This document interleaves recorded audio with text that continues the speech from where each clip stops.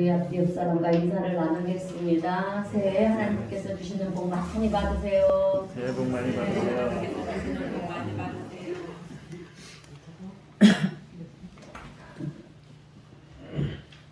2022년 새해를 맞이하면서 한 살 더 나이를 먹다 보니까 이렇게 세월이 흘러간다라고 하는 것이 참 너무나도 아쉽습니다. 여러분, 시간이라고 하는 것은 어찌 보면 돈보다 더 귀한 것이 시간이라고 얘기할 수가 있습니다. 왜냐하면 우리는 시간 안에서 살아가고 있기 때문에 그렇습니다. 시간이 주어지지 않으면 우리가 아무리 많은 재산을 가지고 있다 해도 그것을 다 사용할 수가 없습니다. 그래서 시간이라고 하는 것이 참 중요한 거구나. 이렇게 흘러가는 시간을 그냥 흘러보낸다는 것은 정말 아까운 것이구나. 이렇게 우리는 깨닫게 되고 생각을 하게 됩니다. 여러분, 우리가 길을 걸어가면서 돈을 막 흘리고 그렇게 돌아다닌다고 한다면 얼마나 아깝고 얼마나 바보스럽겠습니까? 그런데 오늘 우리는 그렇게 시간을 사용하고 있다라고 하는 것입니다. 시간을 그저 아무렇게나 아무렇지도 않게 그렇게 땅바닥에 흘려버리고 돈을 그렇게 흘리고 다니는 사람들처럼 그렇게 우리는 시간을 흘려버리면서 살고 있는 것은 아닌가 생각해 봅니다. 그래서 우리는 시간을 사용할 때 보다 더 아주 가치 있고 의미 있게 사용할 줄 아는 사람이 인생을 지혜롭게 사는 사람이다 라고 그렇게 말을 합니다. 여러분, 오늘 우리가 또 새해를 맞이하게 되었습니다. 2022년 새해를 맞이하게 되었는데요. 올 한 해를 우리가 어떻게 사는 것이 시간을 잘 활용하며 사는 길이겠는가, 이런 생각을 하지 않을 수가 없습니다. 물론 각자가 자신들만의 어떤 목표를 세우고 그 목표를 향해서 힘껏 달려가는 것도 굉장히 중요하고 중요하고 의미 있는 인생이다라고 얘기할 수가 있을 것입니다. 그러나 그것보다도 더 중요한 것은 매일의 삶 속에서 우리 예수님의 말씀을 실천하면서 사는 인생이 그것보다도 값지고 또 귀한 삶은 없다라고 하는 것입니다. 내 목표도 중요하지만 예수를 믿는 사람들은 그것보다도 더 우선순위를 예수님께서 하라고 말씀하시는 그 가치를 따라 사는 삶, 예수님의 가르침을 따라 사는 것이 더 중요한 일이다라고 하는 거예요. 오늘 본문의 말씀은 선한 사마리아인의 이야기입니다. 한 율법학자가 예수님께 질문을 하는 거예요. 예수님, 어떻게 해야 내가 영생을 얻을 수 있습니까? 그러니까 예수님께서 질문하는 사람이 율법학자니까 얼마나 율법에 대해서 잘 알겠습니까? 그래서 예수님은 율법에는 어떻게 되어 있더냐? 이렇게 물으시는 거예요. 그랬더니 율법에는 하나님을 사랑하고 내 이웃을 내 몸과 같이 사랑하라, 그렇게 말씀이 되어 있습니다. 그러니까 예수님이 하시는 말씀이, 그러면 그렇게 살아라, 그것이 제일 중요한 것이 아니겠느냐? 그랬더니 이 율법학자가 이제 예수님께 철학적이고 사관적인 그런 질문을 하는 거예요. 그러면 내 이웃이 누구입니까? 참 막연한 개념이에요. 이게 내 이웃이 누구이십니까? 라는 이 말은. 그런데 예수님은요, 여기에 대해서 이웃이라고 하는 정의에 대해서 이제 너무나도 단순하면서도요, 간단 명료한, 그러면서도 정확한 답변을 주시는데요. 그것이 무엇이냐면 선한 사마리아인의 비유를 말씀하시는 거예요. 그러면서 이 마지막에 하시는 말씀이 37절에 보면 강도 만난 사람을 도와주는 사람이 내 이웃이다. 그러니 너도 이와 같이 하라. 이렇게 답변하시는 우리 예수님의 모습을 우리가 보게 됩니다. 그래서 저는 오늘 이 말씀을 통해서 우리도 영생을 얻기 위해서 또 인생을 가장 가치 있게 살기 위해서는 오늘 예수님께서 말씀하신 것처럼 너도 이와 같이 하라. 예수님의 가르침을 따라 오늘 우리도요 살아야 되기 때문에 이와 관련된 두 가지 교훈의 말씀을 전하면서 함께 은혜를 나누려고 합니다. 첫 번째 교훈은 지식이 아니라 실천이 중요하다라고 하는 것입니다. 아멘. 자, 여러분, 오늘 우리가 신앙생활을 하는 데 있어서 정말 중요하게 생각해야 되는 것은 우리가 무엇을 어떻게 해야 되는지 아는 지식도 사실 중요해요.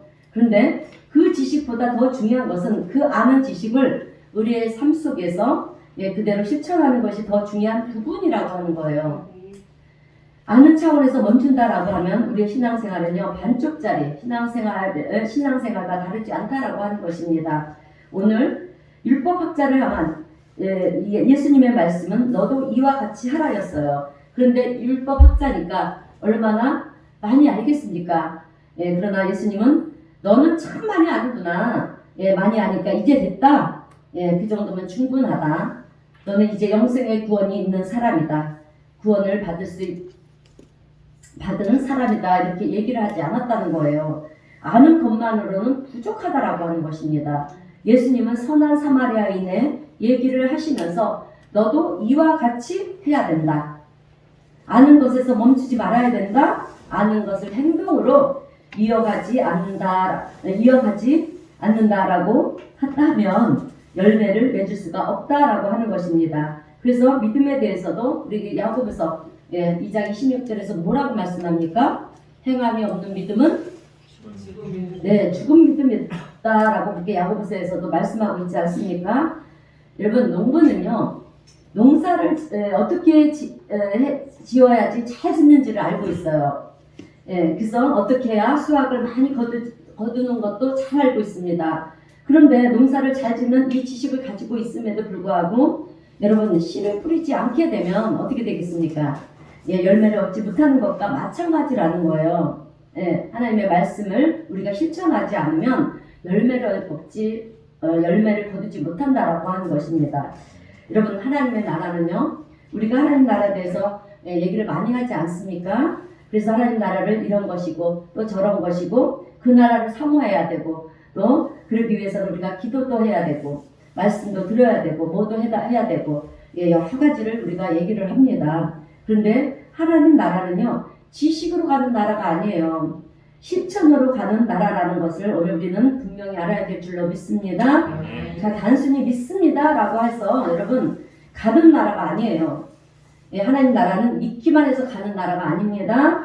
마태복음 7장 21절의 말씀을 보면 예수님께서 이렇게 말씀을 하셨어요. 자, 마태복음 말씀 뒤에 있는 7장 21절 말씀 우리 다 함께 읽어보겠습니다. 시작. 나더러 주여 주여 하는 자마다 다 천국에 들어갈 것이 아니요 다만 하늘에 계신 내 아버지의 뜻대로 행하는 자라야 들어가니라. 아멘. 자, 아버지의 뜻대로 행하는 자라야 들어간다라고 말씀하고 있어요. 입으로 주여 주여만 그렇게 외친다고 해서 들어갈 수 있는 나라가 아니라고 하는 것을 말씀하고 있는 것입니다. 그리고 마태복음 7장 22절의 말씀을 보게 되면 우리 또 7장 22절 마태복음 다 함께 또 읽어보겠습니다. 시작. 그날에 많은 사람이 나더러 이르되 주여 주여 우리가 주의 이름으로 선지자 노릇을 하며 주의 이름으로 귀신을 쫓아내며 주의 이름으로 많은 권능을 행하지 아니하였나이까 하리니. 아멘. 자, 여러분 우리는 이 땅에서 그런 큰 권능을 행할 수가 있어요. 예수 이름 하나면 다 할 수 있는 거예요. 그죠? 예수 이름으로 우리가 선지자 노릇을 할 수도 있고요. 예수 이름으로 귀신을 쫓아낼 수도 있습니다. 예수 이름으로 많은 권능과 능력을 행할 수가 있어요. 그러나 23절의 말씀을 보게 되면 그때 내가 그들에게 밝히 말하되 내가 너희를 도무지 알지 못하니 불법을 행하는 자들아 내게서 떠나가라. 여러분 여기서 불법을 행한다는 것이 무엇이냐 하면 예수님의 가르침대로 살지 않고요. 내 뜻대로 사는 자를 불법을 행하는 자다라고 이렇게 말씀하고 있는 거예요. 말씀을 들었으면 예수님의 가르침대로 그렇게 살려고 애를 써야 된다라고 하는 것입니다. 강도 만난 사람을 도와준 이 사마리아인처럼 너도 이와 같이 하라. 주님께서 말씀하셨으면 우리도 어려운 사람들을 만났을 때 그와 같이 해야 된다라고 하는 거예요. 그죠? 마음으로만 아유 저 사람 어려운 가운데 처해 있으니 정말 안 됐다. 불쌍하다. 그런 마음을 가지고 옆으로 돌아서서 간다라고 하면 그것은 잘못된 것이라고 하는 것입니다. 난 그래도 그 사람에 대해서 적어도 동정심은 가졌습니다. 여러분 그것은 소용없어요. 내가 동정심을 갖는 것이 그 사람에게 무슨 도움이 되겠느냐는 거예요. 그 사람에게 실질적으로 여러분 도움을 줄 수 있는 그런 삶을 살아야 된다라고 하는 것입니다. 그것이 이웃을 사랑하라는 성경에 있는 말씀의 뜻이다라고 하는 것을 오늘 우리 예수님은 우리에게 분명히 가르쳐주고 있는 거예요. 그래서 저도 우리 예수님의 말씀을 어떻게 하면 따라갈 수 있을까 묵상을 하면서 기도하는 가운데 우리에게 주신 이 선한 사마리아인의 말씀을 근거로 해서 여러분 예수님의 가르침을 실천하는 교회가 되어야겠다고 그렇게 생각을 하고요. 올 한 해는 예수님의 가르침을 배우는 것이 아니라 이제는 실천하는 거예요. 그동안 우리는 예수님의 하나님의 말씀을 배우고 듣고 많이 해오지 않았습니까? 그러나 이제는 예수님의 말씀을 우리가 하나하나 우리가 실천을 하는 거예요. 사실 우리 교회는 작은 교회지만 참 예수님의 가르침을 실천하는 교회였습니다. 주보에도 기록이 되어 있지만 우리 성도님들이 내주신 그 정성 어린 헌금을 모아서 정말 우리가 많은 선교지를 섬기면서요. 사실 이런 교회에서 5교회를 섬기는 선교지를 섬긴다는 거는 정말 많이들 부러워하시더라고요. 근데 이게 하나님의 은혜예요. 그래서 정성 어린 헌금을 통해서 많은 우리가 선교지를 섬기고요. 또 선교사님들 어려운 분들이 참 많아요.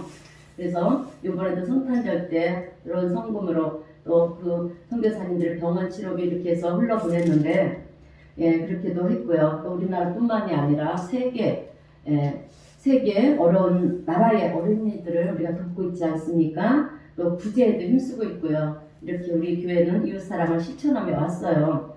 그래서 한 달에 총 헌금, 성도님들에게 총 헌금을 10의 3조예요. 우리 교회는 원래 10의 1조를 성교부로 내놓고 이렇게 보내거든요. 근데 우리 교회는 10의 3조로 그렇게 하나님이 기뻐하시는 많은 곳에 섬기고 베풀고 있습니다. 그래서 이 정도면 되지 않았나 저는 나름대로 생각을 했어요. 그래서 새해 첫 설교 말씀을 어떤 말씀으로 준비해야 되나 그렇게 기도하면서 묵상을 하는데 또 주님께 그래서 어떤 말씀으로 준비를 할까요? 하는데 오늘 이 본문의 말씀을 주시는 거예요. 누가복음의 말씀을 주시는데 계속해서 예수님의 가르침을 따르라는 거예요. 여러분, 그래서 우리 예수님의 말씀에 더욱 실천을 해야 되겠다. 그러면 나부터 실천을 해야 되지 않겠습니까? 그렇게 생각을 하고요. 먼저 예수님께서 이제 하나님의 일을 시작하기 전에 복음을 선포하기 전에 제일 먼저 하신 일이 무엇인가 라고 보니까 40일 금식 기도를 하신 거예요. 그래서 저도 40일 금식 기도를 하려고 했는데 아무것도 안 먹고 40일을 금식한다는 게 쉬운 일일까요? 쉽지 않은 일이잖아요. 저도 갈등이 생기더라고요. 인간인지라. 그래서 새해를 작이하면서 그래도 실천을 해야 되지 않겠나 싶어서 그래 한 끼만이라도 금식을 해보자. 그래서 작년이네요. 지난주가 아니라 작년부터 금식을 시작했습니다. 오후 4시부터 다음날 오전 9시까지. 그런데요, 여러분 시작한 지 일주밖에 안 됐어요. 진짜. 그런데 제가 배운 것이 너무도 많이 있었습니다.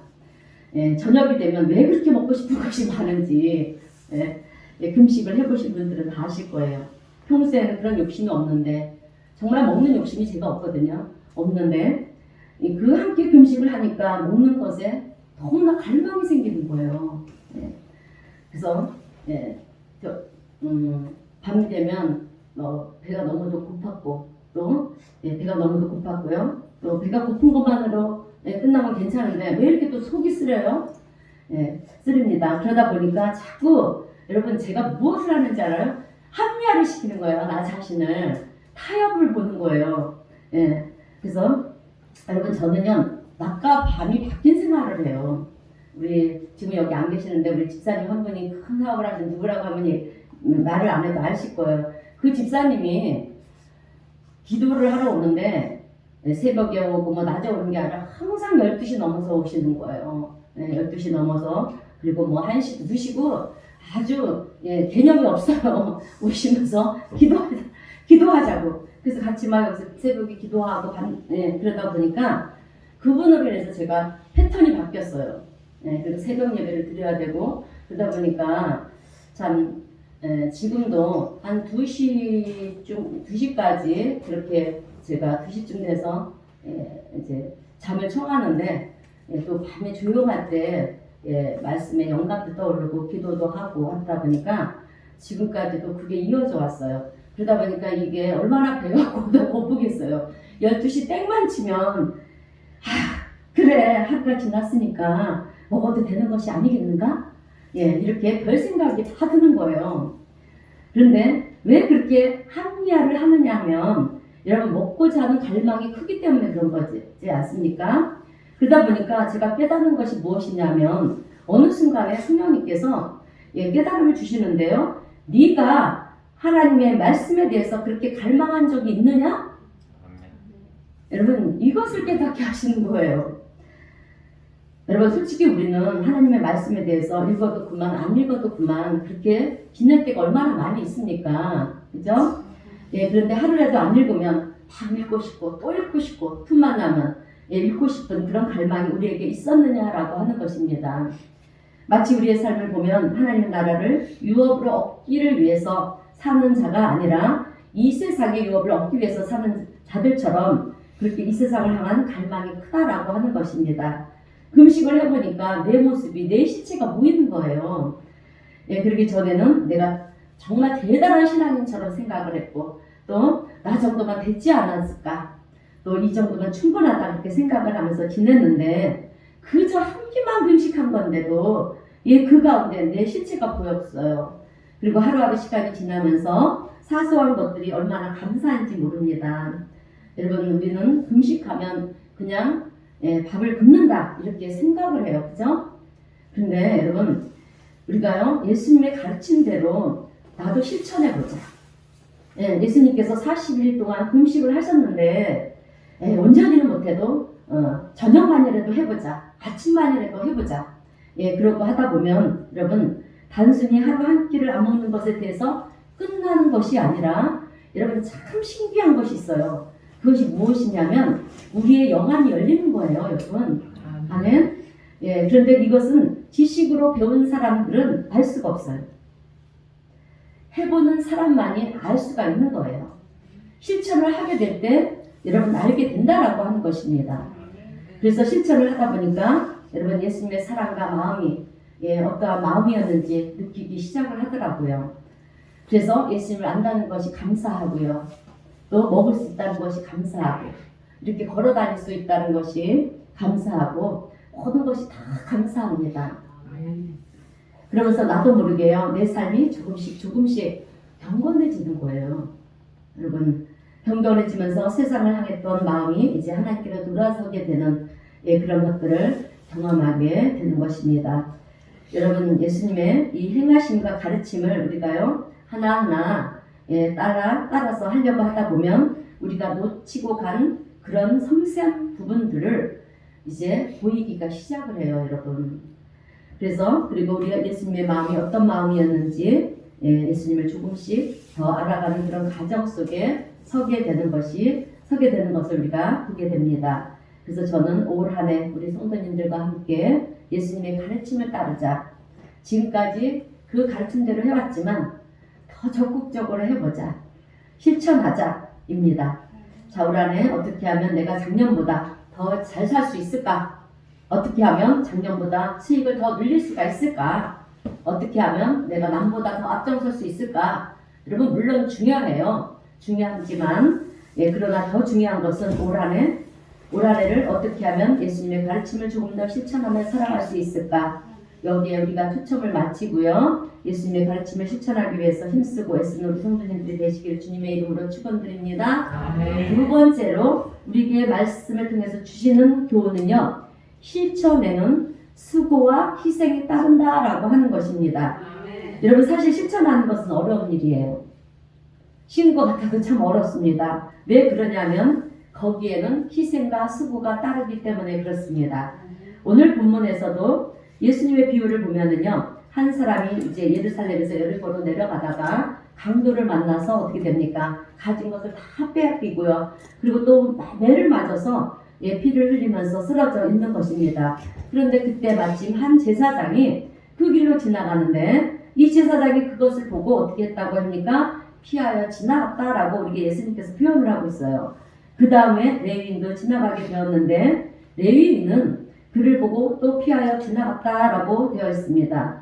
여러분 성경에는 기록이 안 되어 있지만 제 생각은 그들은 아이고 정말 안 됐네. 예, 이런 마음을 가졌을 거예요. 예, 왜 저렇게 바보같이 당했을까? 그런 생각을 했을 거라고 생각을 합니다. 그런데 여러분 제사장도 그렇고요. 레위인도 그렇고 어떤 직분입니까? 이들은요 제사장 직분이에요. 제사장들이었어요. 지도자들이었어요. 종교 지도자들. 그런데 그러면 여러분 왜 이들이 피해 갔을까? 왜 피해 갔을까요? 귀찮은 거예요. 여러분. 예. 그리고 자기 할 일들이 있기 때문에. 여러분 돕는다는 것은 예, 절대적으로 자기 손해예요. 어떻게 보면. 왜냐하면 시간을 뺏겨야 되고요. 또 나에게 어떤 에너지가 그에게 뺏겨야 되고 나에게 있는 에너지가 뺏겨야 되고 또 내 물질도 뺏겨야 되고 예, 자기 자신에게는 유리할 것이 하나도 없기 때문입니다. 그래서 예수님은요 이런 부분을 지적하고 계시는 거예요. 그런데 지적하는 이런 부분이 사실 우리의 모습이고 우리의 모습과 별반 다르지 않다라고 하는 것입니다. 그런데 그 반면에 이 사마리아인은 여러분 사마리아인은요 당시 유대인들에게 경멸의 대상이었어요. 그래서 유대인들에게 이들은요 인간 취급을 받지를 못했습니다. 그리고 멸시를 당했고요, 무시를 당했어요. 이방 사람이라고. 예. 그런데 이 세 번째로 이 사마리아인이 지나가다가 그 사람을 봤다는 거예요. 그리고 그냥 지나가는 것이 아니라 오늘 본문 33절, 34절의 말씀을 보니까 그 사람을 불쌍히 여겼다라고 그렇게 기록이 되어 있어요. 근데 이 사마리아인은 불쌍히 여긴 것에서 여러분 끝난 것이 아니라 기름과 포도주를 그 상처에 부었다라고 하는 것입니다. 여러분 상처를 소독하기 위해서 기름과 포도주를 부은 거예요. 예, 여러분 기름과 포도주는 돈입니다. 돈 주고 사야 되는 거예요.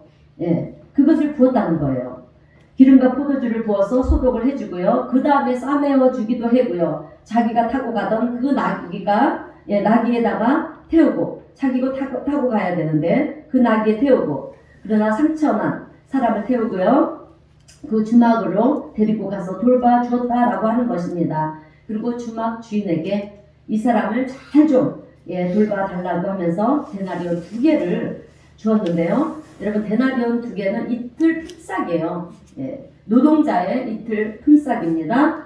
그러면서 비용이 더 들면 이제 내가 돌아오는 길에 그것을 지불해 주겠다라고 그렇게 얘기를 해요. 여러분 사마리아인에게는 생명을 존중하는 마음이 있었다라고 하는 것입니다. 여러분 사람은 다 평등해요. 평등합니다. 그래서 어느 누구라 할지라도 아래로 두고 보면 안 되는 거예요. 예. 모든 사람은 사랑받을 만하고요. 또 가치 있는 존재라는 것을 우리가 알아야 될 줄로 믿습니다. 자, 여러분 지금 우리 주변에는 이 추위 속에 고생을 많이 하는 사람들이 있고요. 또 어려움을 당하고 있는 사람들이 얼마나 많은지 몰라요. 그리고 가난한 사람들도 또한 주변에 많이 있습니다. 그들에 대해서 여러분 우리가 이 추위에 어떻게 하고 살아가고 있을까 이렇게 우리가 고민하는 것이 아니라 마음만 가지고 있는 것이 아니라 여러분 찾아가는 거예요. 피곤하더라도 힘들더라도 여러분 우리가 찾아가서 도와야 된다라고 하는 것입니다. 우리 신명기 15장 11절 말씀 우리 다 함께 읽어보겠습니다. 신명기 15장 11절 시작.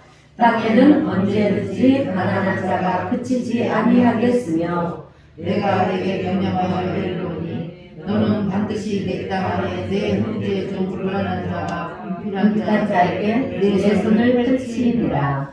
내가 한 모든 일과 내 손이 닿는 모든 일은 내게 복을 주시리라. 아멘. 어떻습니까? 그래요. 우리 주변에는 항상 이 땅에는 가난한 자가 끊이지 않는다고 했어요. 그런데 네 형제 중에 내 주변에 공고한 자, 곤란한 자, 궁핍한 자가 있으면 도우라는 거예요. 도우면 어떻게 한다? 우리가 하는 모든 일과 손이 닿는 모든 일에 하나님께서 복을 주신다라고 말씀을 하셨어요. 하나님의 기뻐하는 일은요 절대로 공짜가 없다라는 사실을 기억하시기를 바랍니다. 여러분 우리가요 사랑하는 마음이 있다면 그저 긍정만 하고 있으면 안 된다라고 하는 것입니다. 여러분 한번 생각해 보세요. 우리 자녀가 아프다고 그러면 우리는 자녀들을 사랑하는 마음을 가지고 있잖아요. 그런데 아이고 아파서 안 됐구나. 응? 야 상처를 입어서 안 됐구나. 그러면 그러면서 보고 있을 사람은 없습니다. 보고 있을 부모는 없어요. 어떻게 해서든지 그 자식을요, 그저 교차 없고 병원으로 달려갑니다. 살기 위해서 애를 쓰지 않겠습니까? 살기 위해서 사랑하는 마음이 있으면 그렇다라고 하는 것입니다. 그래서 이제 예수님께서는 율법학자에게 이제 질문을 하십니다. 너가 보기에는 이 세 사람 중에 누가 너의 이웃이겠느냐 이렇게 물어보는 거예요, 여러분. 율법학자는 자기들이 무시하고 경멸했던 사마리아인이었지 않습니까? 사마리아인이었지만 그러나 자기가 보기에도 사마리아인이 이웃인 거예요. 이렇게 대답을 합니다. 그때 예수님께서 뭐라 말씀하시냐면 37절에서 너도 가서 이와 같이 하라. 여러분, 예수님은 어떤 종족별로 그렇게 서로 적대시하면서 내 이웃이냐 아니냐 따지지 말고 우리 모두는 다 이웃이라고 하는 것입니다. 종족을 떠나서 여러분, 그래서 우리 모두는 다 사랑받는 존재라는 것이에요. 그러니 너도 가서 이와 같이 해야 된다라고 하는 것입니다. 여러분, 오늘 이 말씀은 율법학자에게만 주는 말씀이 아니에요. 오늘 저와 여러분들에게 주시는 말씀인 줄로 믿습니다. 자, 요즘 우리는 코로나로 인한 팬데믹 시대를 살아가고 있어요. 그런데 이 팬데믹이라고 하는 것은요, 오늘의 문제만이 아니라는 거예요. 여러분, 중세 시대 때, 그러니까 1347년에 유럽에 여러분 국사병이라는 이 병이 돌았어요. 엄청난 질병이었는데요. 그때 팬데믹을 가져왔습니다. 불과 4년 만에 유럽에 이 유럽 전 지역을 전염시켜서 유럽 인구가 3분의 1이 죽었습니다. 세 사람 중에 그러니까 하나가 죽었다는 거예요. 세 사람 중에 한 명이 죽었다는 것입니다. 당시 흑사병의 공포라고 하는 것은 이루 말로 표현할 수가 없을 정도로 무서운 것이었어요. 지금 우리가 겪는 코로나가 얼마나 무섭습니까? 유럽의 3분의 1이 죽었다면 이거 엄청난 거예요. 피부에 검붉은 그런 염증이 생기고요. 종양이 막 올라와서 아주 보기에도 끔찍한 모습이었다고 합니다. 지금의 이 코로나와 똑같아요. 호흡곤란이 오고요. 기침, 발열, 폐혈증이 와서 불과 몇 시간이 안 돼서 죽는 경우들이 많았고요. 오래 살아도 하루 이틀, 3일 그렇게 살다가 죽게 되는 것이 이 흑사병이었다라고 하는 것입니다. 그래서 유럽의 인구 3분의 1이 다 죽었어요. 당시 가족 중에 누가 한 명이 감염이 되면 여러분 이웃들이 어떻게 했느냐면 그 집을 봉쇄하는 거예요. 차단시키는 거예요. 못 나오게. 그렇게 못 나오게 막아버렸다고 합니다. 니네들이 안 나오면 우리가 산다. 너네들이 나오면 우리가 죽으니까 너네들이 안 나오면 우리가 산다. 그러면서 그 가족이 다 죽도록 내버려 두었다라고 하는 거예요. 얼마나 무서운 공포인지 모릅니다. 그런데 이때 많은 사람들은요, 이 종교 개혁이 일어나기 전이니까 카톨릭을 의지했어요. 그리고 이 흑사병의 원인을 알기를 원했습니다. 그래서 이제 그 교회를 의지하면서 이 사제들을 찾아가는 거예요. 찾아가서 도대체 왜 우리에게 이런 일이 벌어집니까? 왜 이런 일이 생기는 것입니까? 라고 그렇게 질문을 했어요. 근데 그때 교회는 뭐라고 얘기했는지 알아요? 너희들의 죄에 대한 형벌이다. 하늘에서 내린 천벌이다. 이렇게 얘기를 한 거예요. 그러면서 너의 죄를 살려면 면죄부를 사야 된다. 면죄부를 파는 거예요, 여러분. 선주교에서. 그래서 돈을 벌기 그때부터 시작을 합니다. 교회에 대한 환상이 다 깨어져 버린 거예요. 그래서 중세 시대 교회들이 이렇게 몰락이 되어지면서 종교개혁이 일어나는 그런 출발점이 되었습니다. 그리고 종교개혁이 일어난 후에도요, 이제 초대 기독교 시대, 이제 종교개혁이 일어나고, 이제 초대 교회 시대 때, 그러니까 AD, 예수님이 이제 오시고 나누잖아요. AD 2세기, 3세기 때 시대에도 오늘날과 같은 팬데믹이 있었다는 것입니다. 두 차례 팬데믹이 있었는데, 로마 전역에 160년대에 있었고요. 251년에 팬데믹이 또 왔는데, 이때 질병이 아마도 천연두였지 않았을까라고 그렇게 추정들을 하고 있어요. 하루에 로마에 2,000명이 죽었고요. 로마에서. 그리고 많이 죽는 날은 하루에 5,000명이 이런 사망을 했다고 합니다. 죽음의 공포로 인해서 팬데믹 상태에 빠져버렸다는 거예요. 그런데 그때도 한 가정의 한 자녀가 감염이 되면 어떻게 하냐면 또 다른 자녀를 살리기 위해서 이제 감염된 자녀를요 아주 멀리 사막 같은 그런 뭐 인적이 없는 그런 곳에 갖다 버리는 거예요. 가슴 찢어지는 여러분 그런 상황이 벌어지는 그런 시대였다라고 하는 것입니다. 여러분 자녀를 버린다는 것이 쉬운 일이겠어요? 그런데 또 다른 자녀를 살리기 위해서는 어쩔 수 없이 그렇게 감염된 자녀를 버렸다는 거예요. 그런데 여러분 이때 할례됐던 사람들이 있었어요. 그들이 누구냐면 바로 기독교인들이었습니다. 그래서 그때부터 기독교인들에게 별명이 붙였는데 그 별명이 무엇이냐면 파라볼라노이. 여러분 파라볼라노이라는 별명이 붙었는데요. 이 파라볼라노이의 뜻이 무엇이냐면 위험을 무릅쓰는 자라는 뜻이에요. 아무도 돌보지 않는 그런 가족조차도 내어버리는 그런 상황인데 그 벌어진 방치된 사람들에게 가서 물과 먹을 양식을 나눠준 사람들이 바로 누구냐? 여러분 우리 기독교인들이었다는 것입니다. 여러분 그 당시에 기독교인들은요 이웃을 사랑했어요. 그래서 그 사람을 위해서는 내 목숨을 버려도 괜찮다. 여러분 전염병에 걸린 사람한테 감염된 사람한테 내가 가서 지금은 우리가 마스크도 있고 그죠? 뭐 약도 있고 하지만 그 당시에는 이 페니실린이라는 거에 개발이 되지 않았을 거 아닙니까? 그리고 그 사람한테 찾아갔다는 거는 죽음을 각오하고 갔다는 거 아니겠습니까? 그만큼 우리 기독교인들이 그렇게 마음에 사랑이 있었다는 거예요. 생명을 걸고 돕는 일에 앞장섰던 사람들이었다라고 하는 것입니다.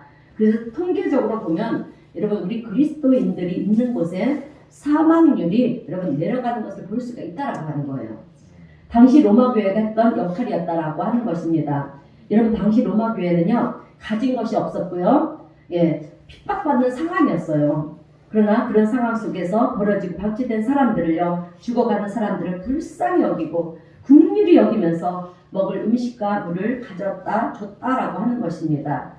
역설적이게도 여러분 이 팬데믹 위기 속에서 우리 기독교는 그 가치를 발휘했다라고 하는 거예요.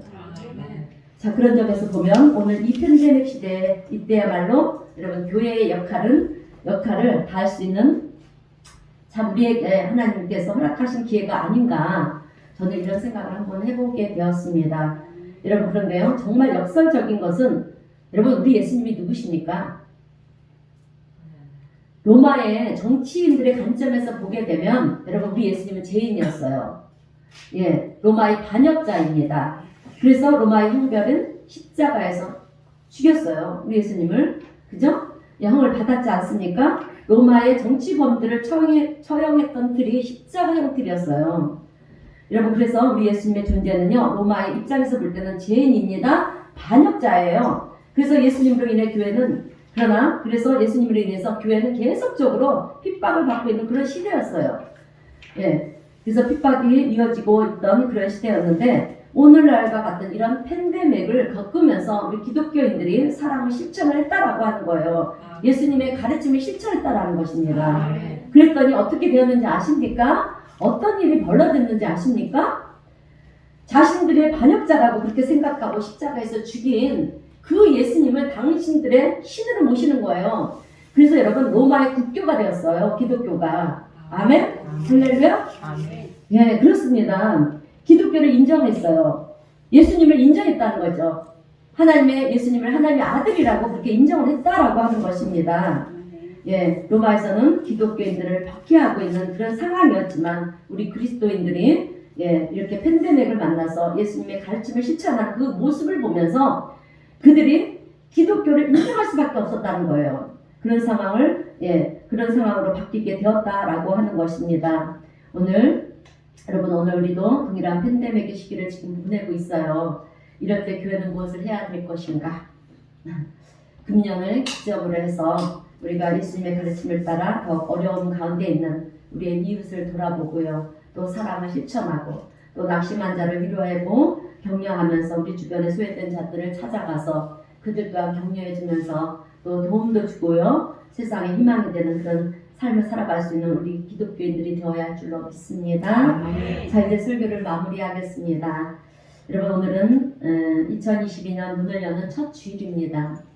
예수님께서 말씀하신 너도 이와 같이 하라 이 말씀을 저는 우리 모든 성도님들이 1년 동안 가슴에 품고 살았으면 좋겠습니다. 아멘. 그런데 너도 이와 같이 하라는 이 말씀은 여러분 실천을 얘기하는 거예요.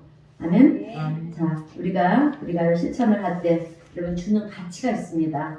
실천할 때 배우는 배움도 있고요. 실천할 때 여러분 하나님의 은혜와 축복이 있는 줄로 믿습니다. 아멘. 이러므로 너도 가서 이와 같이 하라 이 말씀을 이제 저와 우리 성도님 모두가 올 한해 가슴에 품고 세상에서 하나님의 자녀로 그리고 또 하나님의 선지자, 선교사로 그리고 하나님의 일꾼으로 그렇게 예수님의 가르침을 실천하면서 우리 하나님께 영광을 올려드리고 우리의 삶 속에 하나님의 기쁨과 또 승리의 은혜를 경험하고 체험하는 2022년 한 해가 되시기를 주님의 이름으로 축원드립니다. 아멘. 기도하겠습니다.